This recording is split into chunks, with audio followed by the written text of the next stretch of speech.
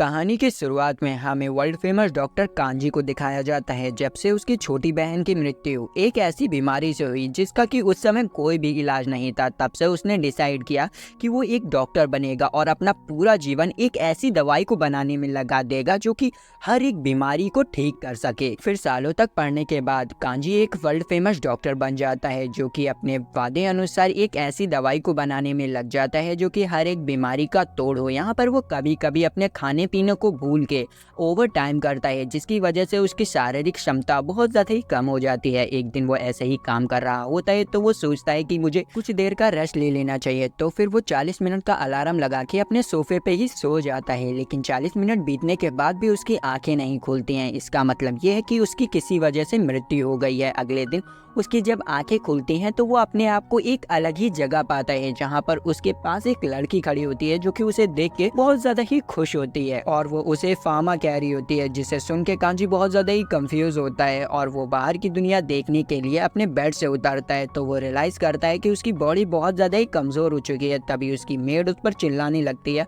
और कहती है कि आपको आराम करना चाहिए क्योंकि आपके ऊपर बिजली गिर गई थी जिसकी वजह से आप कुछ दिनों से कोमा में थे। इस चीज को सुन के वो उससे कहता है कि मुझे माफ कर दो, मुझे एक्चुअली कुछ भी याद नहीं है। तो फिर वो मेड उसे एक मिरर दिखाती है जिसमें वो अपने आप को देख के बहुत ज्यादा ही हैरान हो जाता है क्योंकि वो एक 10 साल के बच्चे की बॉडी में था जिसका नाम फार्मा होता है। यहाँ पर फार्मा सोचता है कि उसे अपनी इस लाइफ के बारे में कुछ भी याद नहीं है, लेकिन उसे अपनी प्रीवियस लाइफ के बारे में पता था कि वो लास्ट टाइम सो गया था और उसके बाद जब उसकी आंखें खुलती है तो वो यहाँ पर था। तो वो बहुत ज्यादा ही कंफ्यूज हो जाता है। तभी उसको थोड़ा सा दर्द महसूस होता है तो वो अपनी मेड से कहता है कि क्या मैं अपनी बैंडेजेस को हटा सकता हूँ। तो मेड तुरंत जाके उसके लिए गर्म पानी ले आती है। यहाँ पर बैंडेज हटाते समय उसे अपने हाथ में एक मार्क नोटिस होता है जिसे देख के मेड तो बहुत ज्यादा ही डर जाती है। तो वो उसे शांत करता है और कहता है ये शायद लाइटनिंग की वजह से हुआ है। लेकिन मेड उस समय प्रेयर करने लगती है और उससे कहती है कि ये निशान सबूत है कि आपको गॉड ऑफ मेडिसिन ने आशीर्वाद दिया है। गॉड ऑफ मेडिसिन का नाम सुन के वो बहुत ज्यादा हैरान होता है और उससे पूछता है कि ये गॉड ऑफ मेडिसिन कौन है। इस पर मेड उससे बोलती है कि आप गॉड ऑफ मेडिकल को भूल गए जिनकी पूजा आपकी फैमिली करती है। तब फार्मा को रियलाइज होता है कि उसे अपनी इस लाइफ के बारे में कुछ भी नहीं मालूम है। तो वो मेड से पूछता है कि क्या तुम मुझे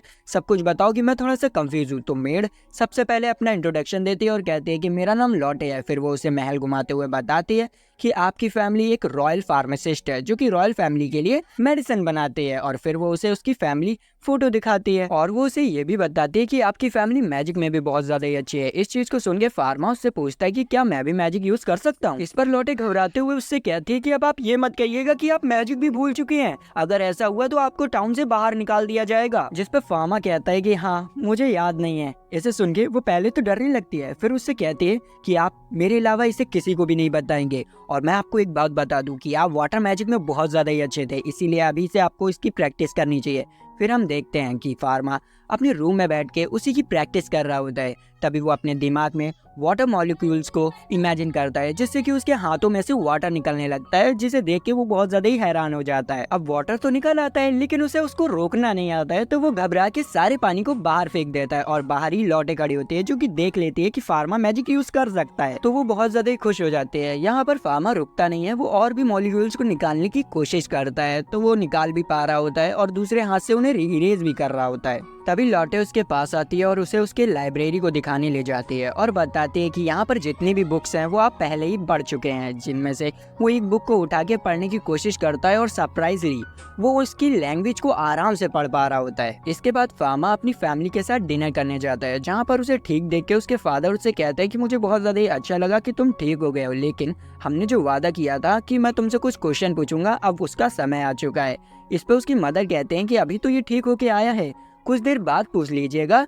जिस पर फार्मा कहता है कि चिंता मत कीजिए मैं सब बता दूंगा। तो उसके फादर उसे सवाल पूछना स्टार्ट कर देते हैं जिसका कि हमारा बंदा बखूबी जवाब दे देता है। फिर उसके फादर उससे कहते हैं कि अब तुम पूरी तरीके से ठीक हो चुके हो तो तुम अपनी ट्रेनिंग को वापस से स्टार्ट कर सकते हो। ट्रेनिंग का नाम सुन के वो कंफ्यूज हो जाता है और सोचता है कि कौन सी ट्रेनिंग, फिर भी वो हाँ कर देता है। फिर अगले दिन फार्मा अपनी पर्सनल ट्यूटर एलिन से मिलता है जो कि उसे मैजिक सिखाती है। यहाँ पर एलिन उसे देखते ही उसके ऊपर शक करने लग जाती है क्योंकि पहले फार्मा उससे अच्छा बिहेव नहीं किया करता था लेकिन अब वो बहुत ज्यादा ही काइंड हो चुका है। तो फार्मा उसे बताता है कि लाइटनिंग की वजह से मेरी मेमोरी फ्रीज हो चुकी है जिसकी वजह से मुझे ज्यादा कुछ याद नहीं है। ये सुन के एलिन शांत हो जाती है और उससे पूछती है कि डिवाइन आर्ट क्या है, पर फार्मा को डिवाइन आर्ट के बारे में कुछ पता ही नहीं होता है। तो एलिन उसे सब कुछ बताने लगती है। इसके बाद वो उसे एक रिवर के किनारे ट्रेनिंग कराने ले जाती है, जहाँ पर वो उससे कहती है चलो अपनी मैजिकल स्टिक निकालो, लेकिन इसके बारे में उसे बिल्कुल भी नहीं मालूम होता है। तो वो उससे कह देता है कि मैं इसको लाया नहीं हूँ। तो एलिन उसे अपनी मैजिकल स्टिक दे देती है, लेकिन उससे पहले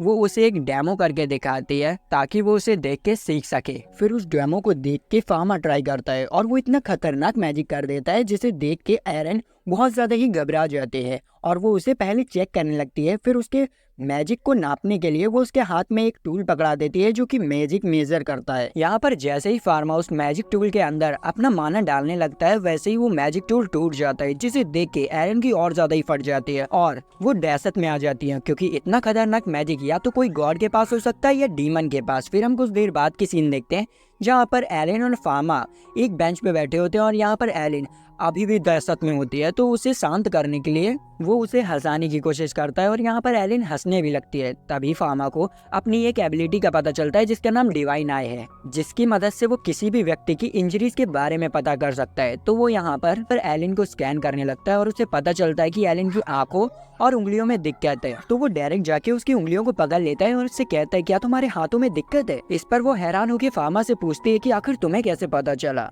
तो फार्मा कहता है कि मैंने अपने हाथों को यूं किया तो मुझे तुम्हारी उंगली ग्लो करते हुए दिखी। इस चीज को सुन के वो बहुत ज्यादा ही घबरा जाती है और कहती है कि ये क्या, ये पावर तो एक नॉर्मल इंसान के पास नहीं हो सकती, आखिर तुम कौन हो। और वो डरते हुए फार्मा के पास से भाग जाती है। फिर हमें अगले दिन पता चलता है कि एलिन की बहुत ज्यादा ही तबीयत खराब हो गई है, जिसकी वजह से वो आज फार्मा को ट्रेनिंग देने नहीं आ पाएगी। इस पर फार्मा के फादर फार्मा को एक मेडिसिन देते हैं और उससे कहते हैं कि ये तुम एरिन को दे आओ जाके। तो यहाँ पर फार्मा उस मेडिसिन को लेके एरिन के घर में पहुंच जाता है। यहाँ पर वो उस मेडिसिन को चेक करने लगता है तो उसे पता चलता है कि ये जो मेडिसिन है वो ज्यादा इफेक्टिव नहीं है। तो वो अपनी मैजिक की मदद से उस मेडिसिन में थोड़ी सी चेंजमेंट करता है जिससे कि एरिन बहुत जल्दी ही ठीक हो जाए। तभी हम एरिन को देखते हैं जो कि फार्मा से बचने के लिए फुल टू प्रोटेक्शन के साथ आई होती है और वो उससे कहती है कि क्या तुम मुझे मारने आए हो। इस पे फार्मा उससे कहता है कि नहीं, मैं तुम्हें मारने नहीं आया हूँ।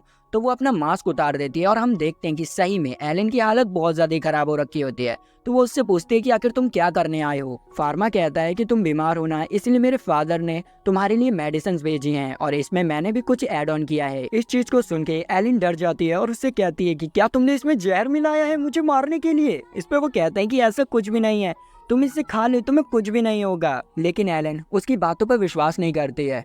तो फार्मा उसे समझाते हुए कहता है कि आप मेरी टीचर हैं, इसलिए मैं आपको नुकसान नहीं पहुंचाऊंगा, आपको मुझसे डरने की कोई जरूरत नहीं है। और अब वो उसके हाथों में कुछ फ्लावर्स लेके वहां से चला जाता है। उसकी इन बातों का अपनी एलिन पे असर हो जाता है और वो उसे ट्रेन करने के लिए वापस से रेडी हो जाती है। फिर अगले दिन हम फार्मा को देखते हैं जो कि अपनी ट्रेनिंग ग्राउंड में आया होता है और वहाँ पर एलिन भी आ जाती है। वो यहाँ पर अभी भी अपने आर्मर को पहने होती है और वो उससे कहती है कि वैसे तो मुझे तुम पे ट्रस्ट है, लेकिन तुम्हारा मैजिक जो है वो बहुत ज्यादा ही ताकतवर है जो कि मुझे भी नुकसान पहुंचा सकता है, इसलिए मैंने ये आर्मर पहना हुआ है।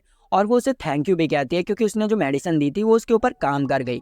फिर वो लोग ट्रेनिंग करते हैं जहाँ पर फार्मा की इनक्रेडिबल मैजिक स्किल को देख के एलिन बहुत ज्यादा ही हैरान रह जाती है। अब ट्रेनिंग खत्म होने के बाद फार्मा अपने घर पे बैठा होता है और अपनी डिवाइन आइज का यूज करके अपने सर्वेंट्स की इंजरीज को देख रहा होता है। तभी वहाँ से लौटे गुजरती है तो वो उसे भी स्कैन करता है और उसे पता चलता है कि लौटे के हाथों में बहुत ज्यादा ही प्रॉब्लम है। तो वो डिसाइड करता है कि वो उन सारे सर्वेंट्स के लिए भी मेडिसिन बनाएगा। तो वो अपनी लैब में जाके उनके लिए अपनी मैजिक से मेडिसिन बनाने लगता है। कुछ देर की मेहनत के बाद वो मेडिसिन को बना लेता है और फिर वो लौटे के पास जाता है और इन मेडिसिन को लौटे को दे देता है, जिसे पाके पहले लौटे बहुत ज्यादा इमोशनल हो जाती है, फिर खुशी में उसे थैंक यू कहती है। फिर यहाँ पर फार्मा उन मेडिसिन को और भी सर्वेंट्स में बांट देता है, जिसे पाके सर्वेंट्स को बहुत ज्यादा ही अच्छा लगता है। यहाँ पर लौटे फार्मा से कहती है कि ये लोग कितने ज्यादा लकी हैं कि इन्हें एक रॉयल फार्मासिस्ट से दवाइयाँ मिल रही हैं, लेकिन दुनिया में कुछ ऐसे भी लोग हैं जिन्हें की दवाइयाँ नसीब भी नहीं होती हैं और वो लोग भुखमरी और लाचारी के कारण मारे जाते हैं। ये बातें फार्मा के दिल में लग जाते हैं और वो यहाँ पर डिसाइड करता है कि वो एक ऐसी दुनिया बनाएगा जहाँ पर लोग दवाइयों की कमी से नहीं मरेंगे। फिर नेक्स्ट डे जब फार्मा अपनी फैमिली के साथ खाना खाने बैठता है तो वो देखता है कि डाइनिंग टेबल पे उसकी बहन मिसिंग है। तो वो अपने फादर से पूछता है कि आखिर छोटी बहन कहाँ गई। तो वो बताते हैं कि उसको चिकन पॉक्स हुआ है, जिसकी वजह से उसे क्वारंटीन कर दिया गया है। वहाँ पर हम लोग नहीं जा सकते हैं क्योंकि वो बीमारी बहुत घातक तरीके से फैलती है। अब उस बीमारी का नाम सुन के यहाँ पर फार्मा सोचने लगता है कि चिकन पॉक्स तो यहाँ पर भी होता है, तो इसका इलाज तो मेरे पास है।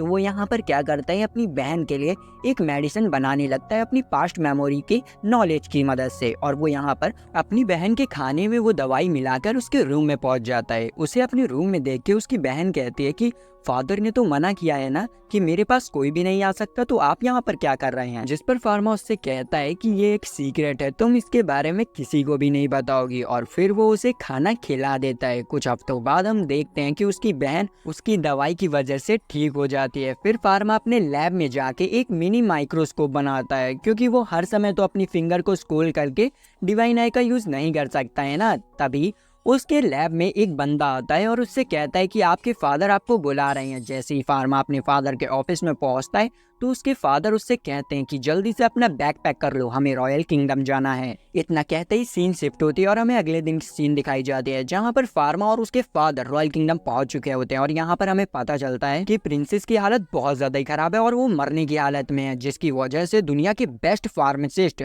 उनका चेकअप करने के लिए आए हुए हैं। यहाँ पर धीरे धीरे करके सारे फार्मासिस्ट क्वीन का चेकअप करते हैं, लेकिन उनकी बीमारी इतनी ज्यादा कॉम्प्लिकेटिव होती है कि वो सब अपना हाथ खड़ा कर देते हैं कि हमसे इनका इलाज नहीं हो पाएगा। और उनमें से फार्मा के फादर भी होते हैं जो कि कह देते हैं कि हम इनका इलाज नहीं कर पाएंगे।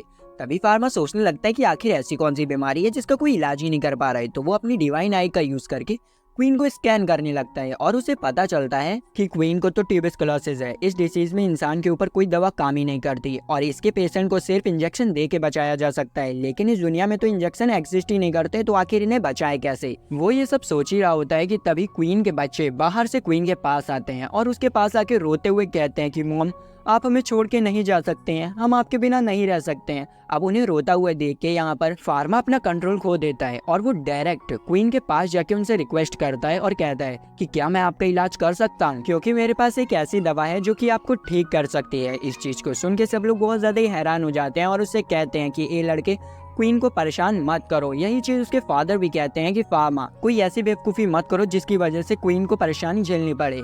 तभी क्वीन फार्मा से कहती हैं कि ठीक है, मैं तुम्हें परमिशन देती हूँ कि तुम मेरा इलाज कर सकते हो, क्योंकि इन सब ने तो अपने हाथ खड़े कर दिए हैं, लेकिन मेरी आखिरी उम्मीद तुम ही हो। ये सुनने के बाद फार्मा डायरेक्ट अपने लैब में पहुंच जाता है और अपने गेट को आइस मैजिक से बंद कर देता है, जिससे कि कोई अंदर ना आ पाए। और फिर वो मेडिसिन बनाने लगता है। तभी बाहर उसके फादर आ जाते हैं और इससे चिल्लाते हुए कहते हैं कि फार्मा, तुम्हें पता है ना तुम क्या कर रहे हो, अगर कुछ उल्टा सीधा हुआ तो तुम्हारे साथ बहुत बुरा हो सकता है। लेकिन फार्मा उनकी बातों पर बिल्कुल भी ध्यान नहीं देता है। तो उसके फादर गुस्से में आके उस गेट को तोड़ के अंदर आ जाते हैं और उससे कहते हैं कि ऐसा मत करो, लेकिन फार्मा उनकी बातों पे ध्यान नहीं देता और अपना काम करता रहता है। तो फार्मा के फादर फार्मा को रोकने के लिए उसके ऊपर आइस मैजिक से अटैक कर देते हैं, जिससे बचने के लिए फार्मा शील्ड लगा के उसे कैंसिल कर देता है और वो अपने बीच में एक आइस बैरियर क्रिएट कर लेता है, जिसे देख के उसके फादर बहुत ज्यादा ही हैरान हो जाते हैं और सोचने लगते हैं कि इसने बिना मैजिकल स्टिक के अपनी मैजिक को कैसे यूज किया, और उससे पूछते हैं कि आखिर तुम कौन हो, क्योंकि उन्हें शक होने लग गया था भाई। तभी उनकी नजर फार्मा की रिसर्च डायरी पे पड़ती है और वो उसे खोल के पढ़ने लगते हैं और फार्मा से पूछते हैं कि आखिर ये सब क्या है।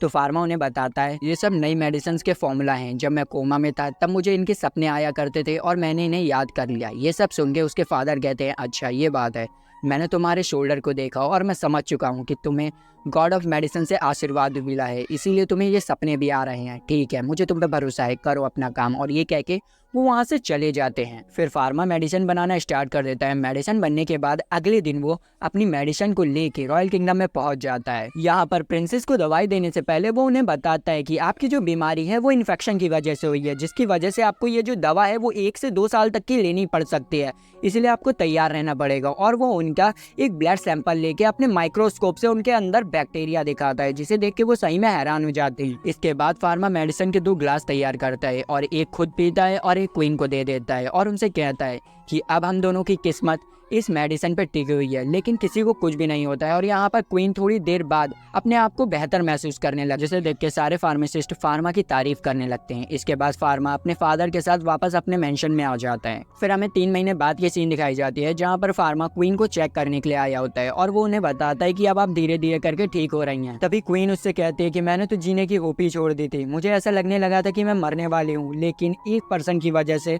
मेरे अंदर वापस से हौसला आया और वो और कोई नहीं, मेरा छोटा बेटा था, जिसने कि मुझे जीने की एक नई किरण दिखाई। ये सुन के फार्मा बहुत ज्यादा खुश होता है और उनसे जाते हुए कहता है कि ठीक है, अब आप अपना ध्यान रखिएगा और मैं यहाँ से जाता हूँ। फिर हमें अगले दिन की सीन दिखाई जाती है जहाँ पर फार्मा और फार्मा के फादर अच्छे खासे कपड़े पहन के रॉयल किंगडम में आए होते हैं, क्योंकि आज उन्हें क्वीन द्वारा रिस्पेक्ट दी जाने वाली होती है। यहाँ पर सबसे पहले बारी आती है फार्मा के फादर की। क्वीन अपने थ्रोन के सामने खड़े होकर फार्मा के फादर को रिस्पेक्ट देती है। फिर बारी आती है फार्मा की, जहाँ पर उसे भी रिस्पेक्ट मिलती है और रिस्पेक्ट के साथ साथ उसे रॉयल फार्मासिस्ट का टैग भी मिलता है। और क्वीन उससे कहती है कि अब तुम रॉयल कैपिटल में कहीं भी अपनी फार्मेसी खोल सकते हो। इस चीज को सुन के फार्मा को बहुत ज्यादा ही खुशी होती है, क्योंकि उसका सपना जो पूरा हो रहा होता है। फिर फार्मा अपने घर पे पहुंच के पूरी कारपेंटर की फौज बुला लेता है ताकि वो अपनी फार्मेसी को जल्दी से जल्दी ओपन कर पाए। लेकिन वो सोच रहा होता है कि मैं अपनी फार्मेसी का नाम क्या रखूं। यहाँ पर वो बहुत ज्यादा ही दिमाग लगाता है, तभी उसके दिमाग में एक नाम आता है और वो कहता है कि हम अपनी फार्मेसी का नाम रखेंगे द पैरेलल वर्ल्ड फार्मेसी। इस नाम को सुन के सब लोग जोश में आ जाते हैं और फिर फार्मेसी का काम स्टार्ट हो जाता है। यहाँ पर सारे कारपेंटर मिलके फार्मा के फार्मेसी के बोर्ड को तैयार कर देते हैं, जिसमें लिखा होता है द पैरेलल वर्ल्ड फार्मेसी। तभी वहाँ पर एलेन आ जाती है और फार्मा की फार्मेसी के नाम को देख के बहुत ज्यादा खुश होती है और उससे कहती है कि नाम तो बहुत ज्यादा ही अच्छा है। इस पर फार्मा उससे शर्माते हुए कहता है कि तुम्हारे ओपिनियन के लिए थैंक यू। फिर एलेन उससे फार्मेसी के बारे में थोड़ा बहुत पूछने लगती है। तभी वहाँ पर एक बंदा टपक पड़ता है और उससे कहता है, क्या तुम यहाँ के एम्प्लॉय हो या बॉस? जिस पे फार्मा कहता है कि मैं यहाँ का बॉस हूँ। इस पे वो बड़ा आश्चर्य होकर कहता है कि ओह, तुम तो बहुत छोटी उम्र में यहाँ के बॉस बन गए हो, लेकिन मेरे पास तुम्हारे लिए एक अच्छी खासी डील है, क्या तुम मेरे साथ कोलैब करना चाहोगे? इस पे वो कहता है कि नहीं, मुझे इसमें कोई इंटरेस्ट नहीं है, मैं तुम्हारे साथ काम नहीं करना चाहता हूँ।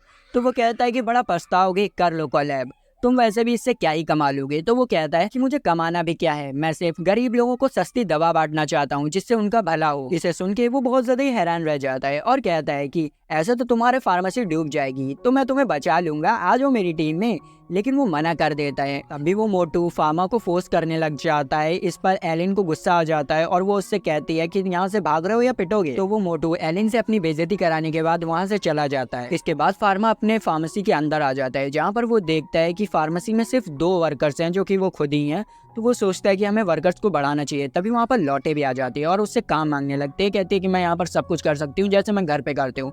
तो वो उसे रख लेता है। तब भी उसमें एक इंसान की कमी होती है जो कि अकाउंटेंट होता है। तो वो सोचता है कि मैं कौन से अकाउंटेंट को रखूं जो कि थोड़ा एक्सपीरियंस भी होना चाहिए। फिर वो वापस से अपने घर पे आ जाता है। वहाँ पर फार्मा को देखने को मिलता है कि उसके घर के जितने भी सर्वेंट्स होते हैं वो रो रहे होते हैं। तो वो सोचने लगता है कि आखिर इन सबको क्या हो गया, ये रो क्यों रहे हैं। तभी उसे पता चलता है कि उसके फादर के जो अकाउंटेंट थे वो आज रिटायर हो रहे हैं, क्योंकि उनके पैरों में बहुत ज्यादा ही दर्द हुआ करता था, जिसकी वजह से वो कायदे से चल भी नहीं पाते थे। इस चीज को सुन के वो उनसे कहता है कि अगर मैं आपके पैरों का इलाज कर दूं तो क्या आप मेरे साथ काम करेंगे? जिस पे वो मान जाते हैं। तो वो सबसे पहले अपने फादर से परमिशन लेने जाता है और उनसे कहता है कि आज जो आपके पास से अकाउंटेंट रिटायर हुआ है, क्या मैं उन्हें अपने फार्मेसी में जॉब दे सकता हूँ? इस पर उसके फादर उसे परमिशन दे देते हैं। इसी के साथ साथ वो उसे बक्सा भर के सोने के सिक्के भी देते हैं ताकि वो अपनी फार्मेसी को और भी बेहतर कर पाए। फिर अगले दिन फार्मा अपनी फार्मेसी की ग्रैंड ओपनिंग कर देता है। अब जरूरी तो नहीं है कि आपने नया बिजनेस खोला हो और उसमें तुरंत ही कस्टमर आने लग जाए।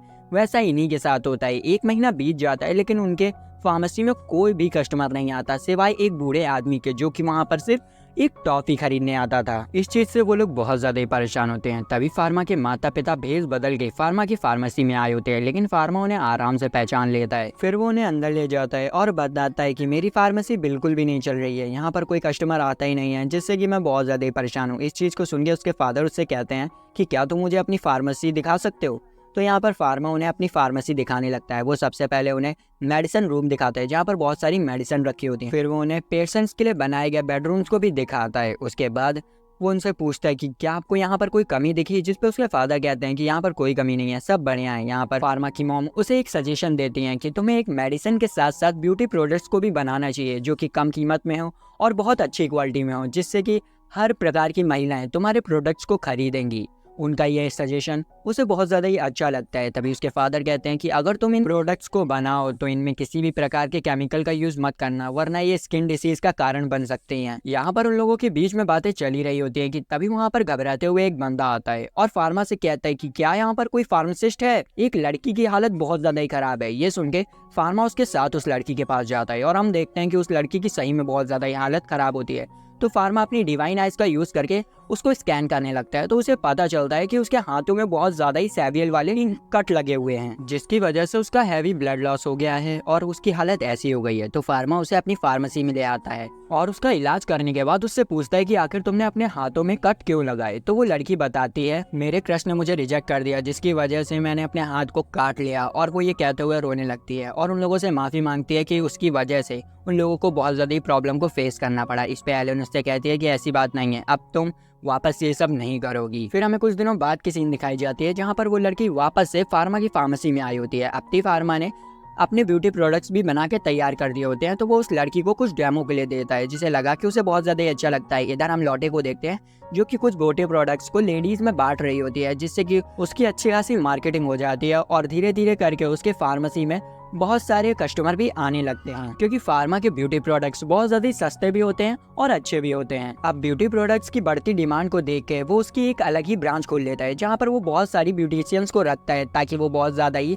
ब्यूटी प्रोडक्ट्स को बना सके। अब फार्मा की फार्मेसी चल पड़ती है और उसकी ब्यूटी प्रोडक्ट की वजह से पूरे शहर में उसकी चर्चा हो रही होती है। यही चर्चा घूम फिर के क्वीन तक पहुंच जाती है। तो क्वीन फार्मा को अपने पास बुलाती हैं उसकी ब्यूटी प्रोडक्ट चेक करने के लिए। यहाँ पर फार्मा सबसे पहले उन्हें लिप बाम देता है। जैसे ही वो उसे अपने होठों में लगाती हैं तो उन्हें अपने होठ बहुत ज्यादा ही सुंदर लगने लगते हैं, जिसकी वजह से क्वीन को फार्मा के प्रोडक्ट्स बहुत ज्यादा ही अच्छे लगने लगते हैं। तो फार्मा अपने और भी प्रोडक्ट्स के बारे में उन्हें बताने लगता है, जिसे सुनकर क्वीन उससे कहती है कि तुम्हें अपने प्रोडक्ट्स के दाम को बढ़ाना होगा क्योंकि तुम्हारा प्रोडक्ट पूरे मार्केट में सबसे सस्ता बिकता है, जिसकी वजह से दूसरे लोग दूसरी दुकानों में जाना पसंद ही नहीं करते हैं और उन लोगों का बहुत ज्यादा ही घाटा हो रहा है, जिसकी वजह से वो एक ना एक दिन सड़क पे आ जाएंगे। क्वीन से ये बात सुन के फार्मा को रियलाइज होता है कि वो गलत कर रहा है, तो वो अपने प्राइस बढ़ाने के लिए मान जाता है। इसके बाद हम देखते हैं कि फार्मा बीच पे होता है जहाँ पर उसकी छोटी बहन और लॉटी रेत से खेल रहे होते हैं और एलिन कहीं कोने में सो रही होती है। फार्मा को देखते ही उसकी छोटी बहन उससे पानी में जाने की जिद करने लगती है, जिस पर वो उसे मना कर देता है और कहता है कि फादर ने पानी में जाने के लिए मना किया है। लेकिन